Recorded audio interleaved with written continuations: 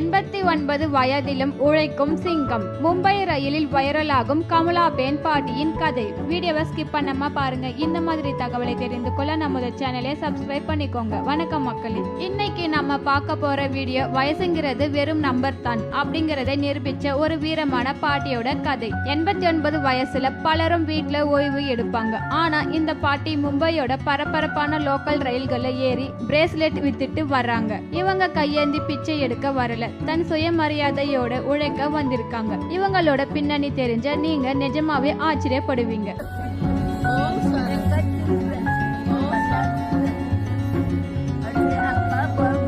மும்பை ரயில்கள்ல தினமும் பயணம் செய்றவங்களுக்கு இந்த பாட்டி ரொம்ப பரிச்சயமானவங்க. அவங்க பேரு கமலாபேன் மேத்தா. 89 வயசான இந்த பாட்டி கடந்த 60 வருஷமா வில்லே பார்லே மற்றும் நாலசா போற இடையில ரயில பயணம் செஞ்சு கையால செஞ்ச மணிகளான பிரேஸ்லெட்டுகளை வித்துட்டு வர்றாங்க. இவங்களோட உழைப்புக்கு பின்னாடி ஒரு உருக்கமான கதை இருக்கு.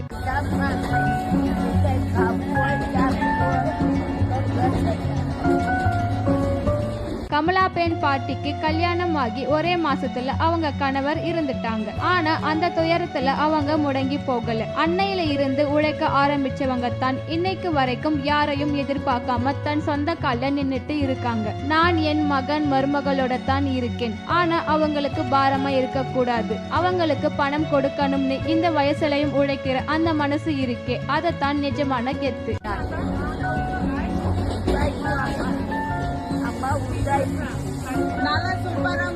ரயில்ல இவங்களே சந்திச்ச ஒரு பயணி இதை பத்தி கேட்டப்போ பாட்டி ரொம்ப தெளிவா பேசுறாங்க. ஆனா தன் வீட்டோட முகவரியை சொல்ல மறுத்துட்டாங்க. தான் வேலை செய்யறதுனால தன் குடும்பத்துக்கு எந்த அவமானமும் வந்துடக்கூடாதுன்னு அவங்க நினைக்கிறாங்க. இது தான் நிஜமான பெண் அதிகாரம் அப்படின்னு அந்த பயணி நெகிழ்ச்சியோடு பதிவிட்டு இருக்காரு. உடல் தளர்ந்த இந்த வயசுலயும் பிறரை சார்ந்து இருக்காம கண்ணியமா வாழணும்னு நினைக்கிற கமலாபேன் மேத்தா பாட்டி நம்ம எல்லாருக்குமே ஒரு பெரிய பாடம்.